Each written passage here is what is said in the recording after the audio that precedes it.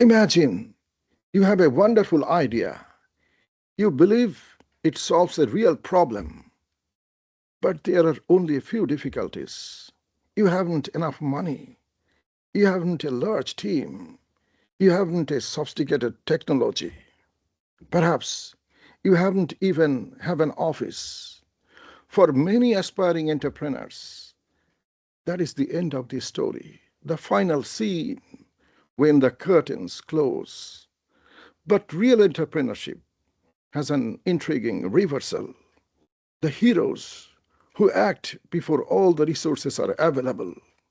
The question changes from what would I do if I had nothing to what can I do with what I have? In our previous episode, we explored the entrepreneurial mind. That is how entrepreneurs think and see the world. Today, we move from seeing and thinking to starting. And in this journey, we have on the helm Rear Admiral Dr. Khandakar Akhter Hossain, Vice-Chancellor of Bangladesh Maritime University and former Assistant Chief of Naval Staff Material of Bangladesh Navy, whose research examines the lives of successful entrepreneurs globally. He is a prolific scholar whose research extends across engineering, technology, leadership, science, innovation, and entrepreneurship, with over 250 journal articles and 40 books on Amazon. Admiral and Vice Chancellor, welcome once again to Creativity Cafe. Thank you, Dr. Moin. I really enjoy your creative and thought-provoking Adda. Thank you very much. Thank you very much, Vice Chancellor. Last time we discovered the possibility. Today, let us try to build something from it. There is a saying we hear frequently, Admiral, and that is, I have a fantastic business idea, but there is a monster on the way, and that is, I just need funding because I don't have money. And sometimes that may be true, but there is also a danger here. If aspiring entrepreneurs believe money must come first, then thousands of ideas may never be tested at all. So imagine a young person watching us who has enthusiasm and an idea, but very limited financial resources. So, my question to you, Vice Chancellor, should they wait until someone funds them? Or is there a way of beginning small and proving that the idea deserves resources? Wonderful. Good questions. Capital is important, but entrepreneurs should not assume that substantial external funding must always precede actions. We need to remember you can keep full control of your company when you do not take early money from investor. You learn to spend money carefully and focus on making a profit fast. Try to use the first dollars you earn to pay for the next step of growth. A prospective entrepreneur can begin by identifying the resources already available. Personal knowledge, skill, time, relationship, small amount of capital and access to potential customers. The initial objective is not necessarily to build the final company immediately. It is to learn whether the problem is genuine and whether the proposed solution creates value. Starting mostly can actually encourage discipline because scarce resources force entrepreneurs to distinguish what is essential from what is merely desirable. And the paper emphasizes the entrepreneurial development eventually benefits from capital, facilities, networkings, and mentorships. But the entrepreneurs also needs creativity, resilience, and proactive problem solving to mobilize such resources. Many successful businessmen or innovators begin with little cash by focusing on early sales, using free tools, and growing step by step with their own profit. Let's give some example. The MailChimp, built by founder Ben Chestnut and Dan Kurdzius, with zero outside funding, growing purely on customer subscription revenue before eventually selling a majority, takes years later. Another one is the GoPro. The Nick Woodmans started the company with just 30,000 USD, and from his saving and money made selling shell necklaces from his van, funding early growth through cash flow. The last one I want to say, Atlassians, the founder, the Mike Cannon Brooks, and Scott Farquhar started the software company with credit cards and grew it without venture capital by selling software directly online. Therefore, lack of perfect resources need to mean lack of actions. The practical questions become, what is the smallest responsible step I can take today to learn whether this opportunity is real? Dr. Moin. Thank you. Thank you very much, Vice Chancellor. That's a fantastic answer, to be honest with you. And I think this is really bringing hope to the aspiring entrepreneurs who wants to navigate to the challenges of the entrepreneurial seas. So what I can see that, yes, your paper has brought invaluable wisdom for the readers and particularly for the managers and entrepreneurs who want to take challenges. You acknowledge that entrepreneurial development eventually benefit from capital, facilities, networking, and mentorship. But at the same time, you said that there is also need for creativity, resilience, and proactive problem solving to mobilize such resources. That's very, very powerful. I can see that. And your examples are very good to support these ideas. So what I can see that there is a kind of entrepreneurial story arc emerging. And I can see that it's kind of start small with whatever you have and then use what you have to test and learn and build something. And when you build something, then you never know. All on a sudden, you can see the opportunities. And entrepreneurs are courageous, but at the same time, they also take calculated risk and they wait for that opportune moment. I need to finish this particular discussion of question one with a quotation or with something that Anthony Robbins says most of the time. Anthony Robbins says that it's not the resources, but it's the resourcefulness. That means entrepreneurs, they should have a mentality of resourcefulness so that they have the confidence that they can attract people and they can do whatever needed to be done to develop and master the resources. So tomorrow's entrepreneurs, the aspiring entrepreneurs, I think our advice today could be the first resource of an entrepreneur may not be money, it may be resourcefulness. So, Admiral, now let me come to question number two. Suppose I accept your argument that you have given and I decide not to wait for the perfect condition, but another danger appears. It's like another monster, like a kind of genre of horror genre where one after another monster is coming. I become so excited about my idea and that I spent everything developing the perfect product. But the monster comes as a hard reality, only to discover 6 months later that customers don't actually want what we have built. So perhaps the first objective is not perfection. When resources are limited, what should entrepreneurs actually try to proof fast, Admiral? Well, Dr. Moin, the early entrepreneurial task is fundamentally about reducing uncertainty.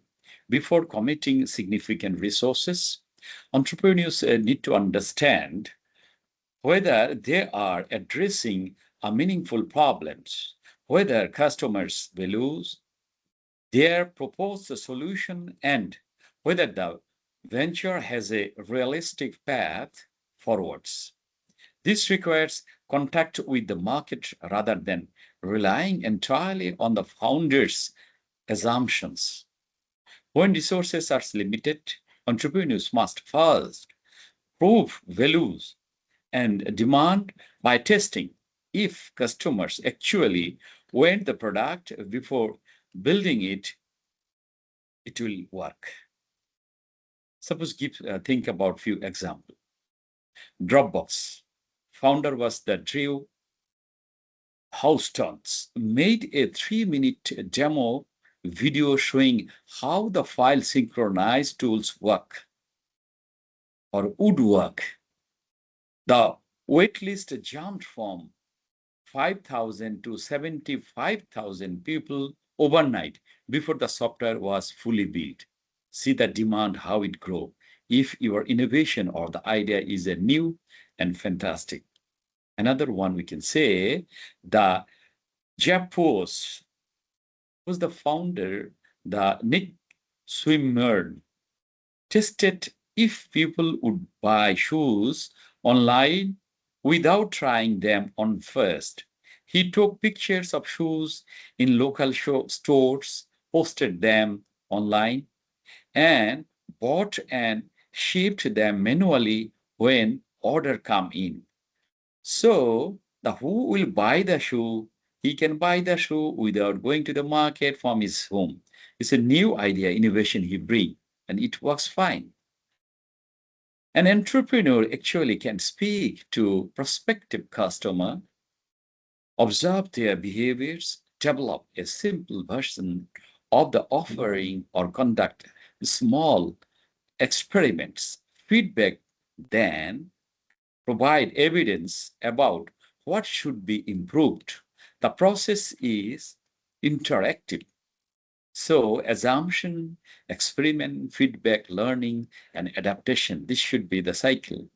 This approach does not eliminate risk, but it helps prevent entrepreneurs from investing heavily in untested assumption. It also develops entrepreneurial judgment. The entrepreneur gradually moves from saying, I believe people needs this, towards being able to say, here is evidence that a genuine needs exist. That transition from conviction to evidence is one of the most important early stages of venture development. Dr. Moin. Thank you very much. Thank you very much, Vice-Chancellor. That is a mind-blowing answer, to be honest with you. I was just listening to you and thinking that you have actually changed my perception about entrepreneurship totally. Because I had an idea that possibly entrepreneurs, they are the heroes and they are the visionaries who can see the opportunities, even they are not above the horizon. And as a storyteller, sometime I tell to my marketing students that you see the difference between an entrepreneur and marketeers are that marketers can see the opportunities when they are in the horizon, but entrepreneurs, they can see even they are not above the horizon. And I often tell the story of that shoe that somebody wanted to reiki whether a shoe will be sold in Africa or not. And both the people, they came, and one person said that, well, it will not sell there because nobody wears shoe.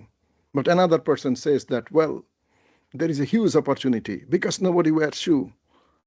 We can sell shoes. So I tell them that, you see, this is the difference between a marketeer and the entrepreneur. Entrepreneur can see opportunities if it is not even above the horizon. But today what you said that they are not just the visionaries, but they are also people who will do the research and they will find the evidence and they do not hesitate to prove themselves wrong. And if they are wrong, they are ready to pivot their course, they are ready to alter their course. And that is very, very powerful. And when I'm telling this thing to you and discussing things with you, all on a sudden, one statement comes from Marissa Mayer, who was the president and chief executive officer of Yahoo between 2012 and 2017. And she was possibly one of the prominent executives, the first female software engineer at Google. So she said that, well, what we do is that we plan and we try to build something and we start in the morning and we launch the product in the evening and we get the feedback from customer the next day and then we change. We don't build something for 5 years.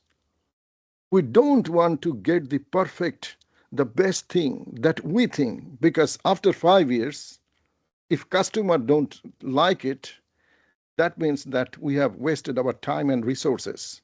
So your answer exactly resonated with what Marissa Mayer advised, and I really love this.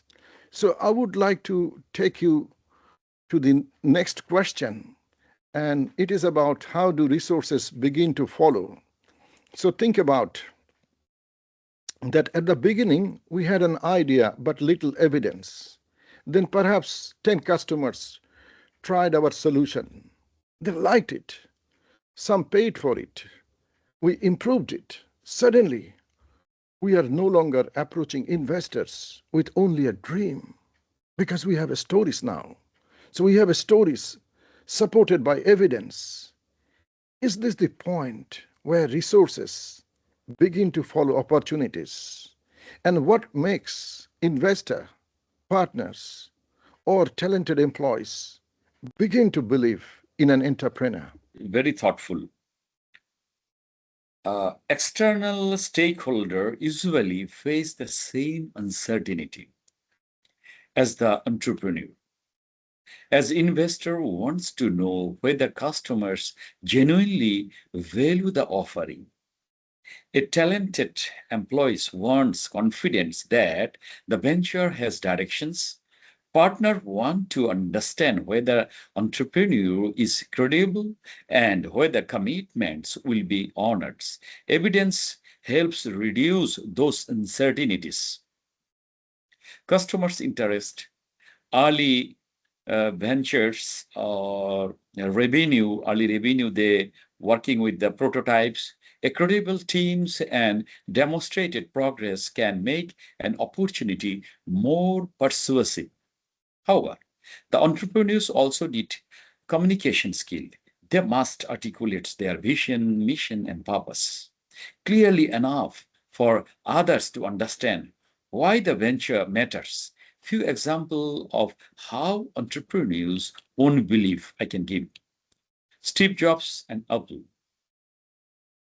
He shares a bold visions that changes personal computing system. So this computing system, totally new thing he brought. Elon Musk and his SpaceX. He used personal fund and grit after near future. Another one is the Brain Chessy and his Airbnb. He stayed persistent after many early rejection. Then he got the success.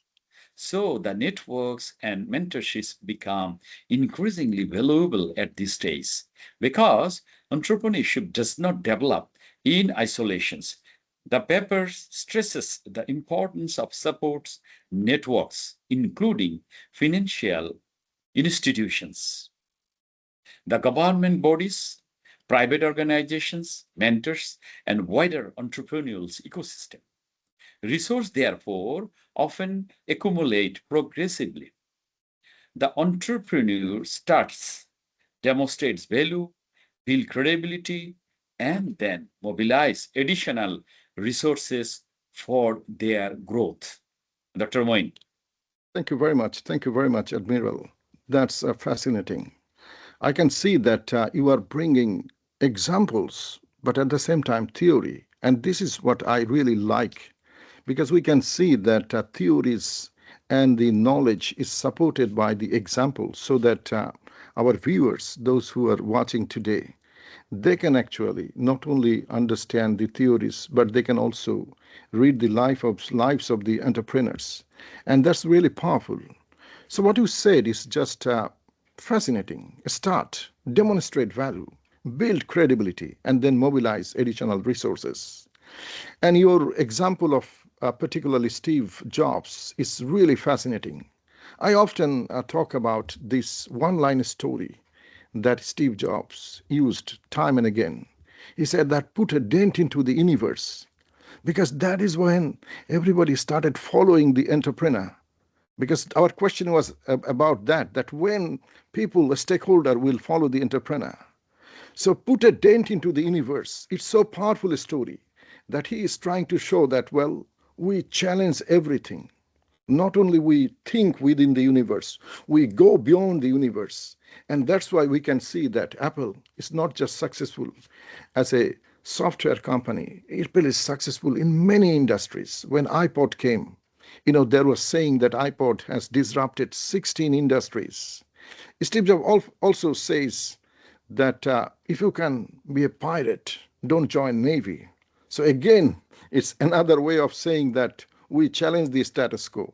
We don't live within the conventional thinking.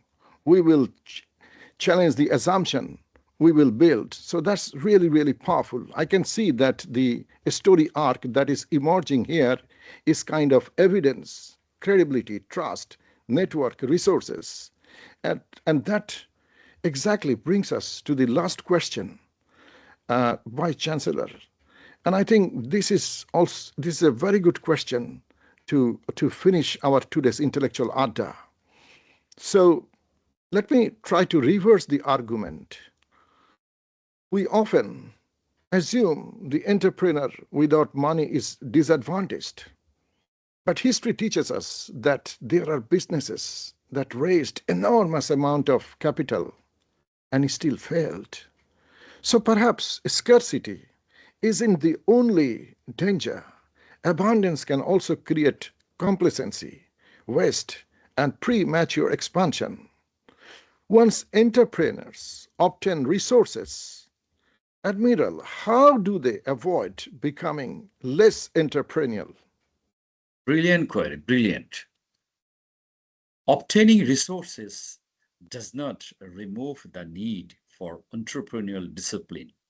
In fact, growth can create new challenges.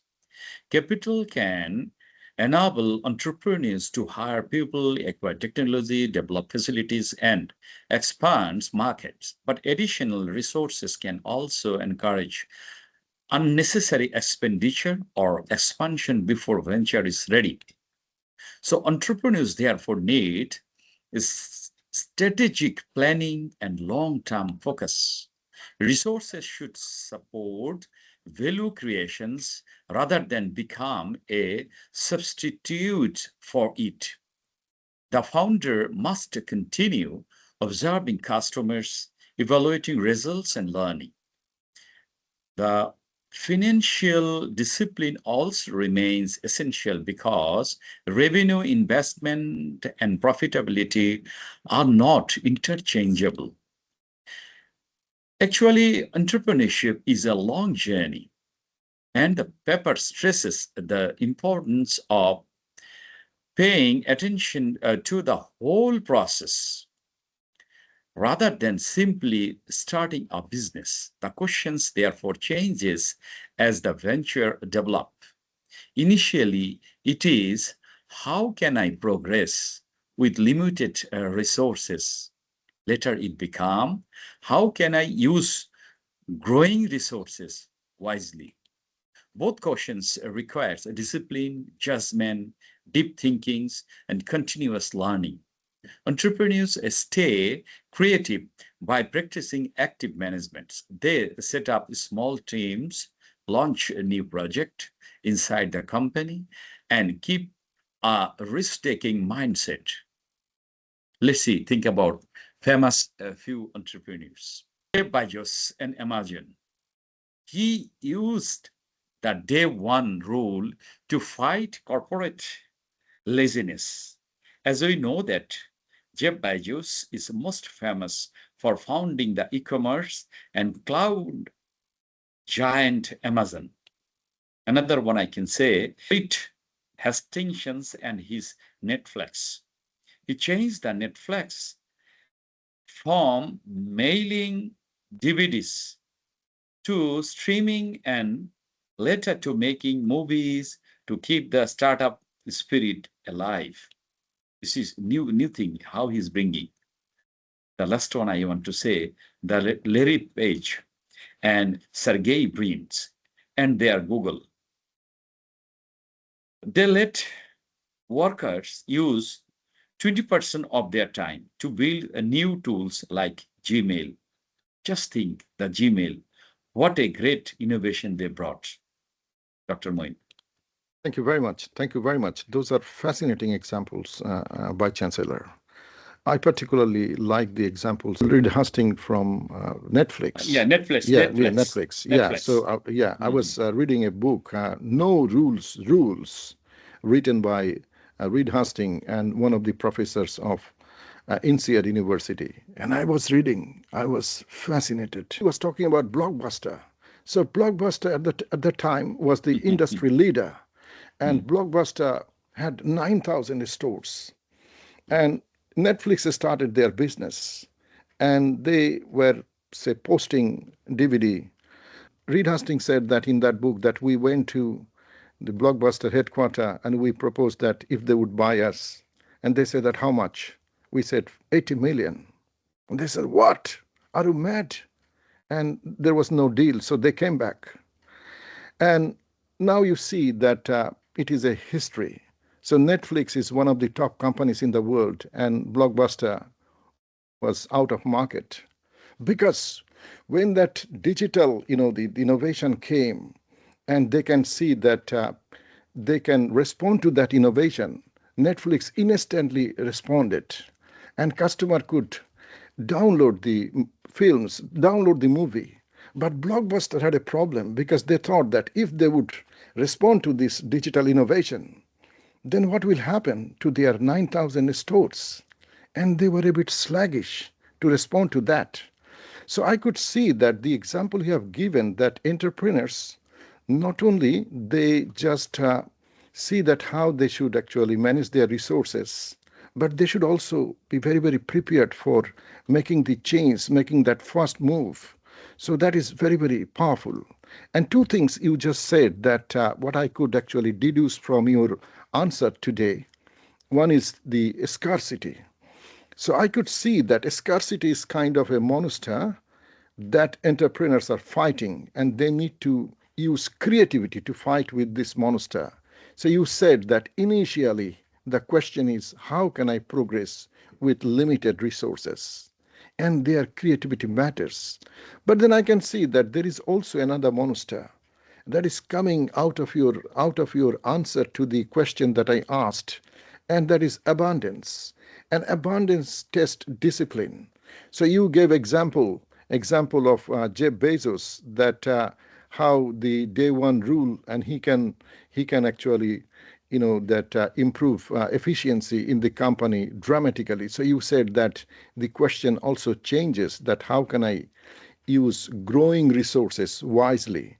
So Admiral, thank you very much for sharing invaluable knowledge from your journal publications and from your life experience of working at the Meta Center of Academia, Industry, Collaboration, Science, and Philosophy. Thank you, dear Dr. Moin, and your learned audience. I always enjoy your Adda. Thank you very much. Thank you very much. Dear audience, before we conclude our today's intellectual Adda, let me summarize with a few words. So, having the Admiral at the helm of this intellectual journey, what we have learned today is perhaps one of the entrepreneur's great paradoxes. You don't necessarily need everything to begin. Begin with what you know, whom you know, with the customer, with a small experiment. Create evidence that is very, very powerful, that is very, very necessary. Build credibility and gradually mobilize the resources required for the next stage. That is the arc of entrepreneurial stories.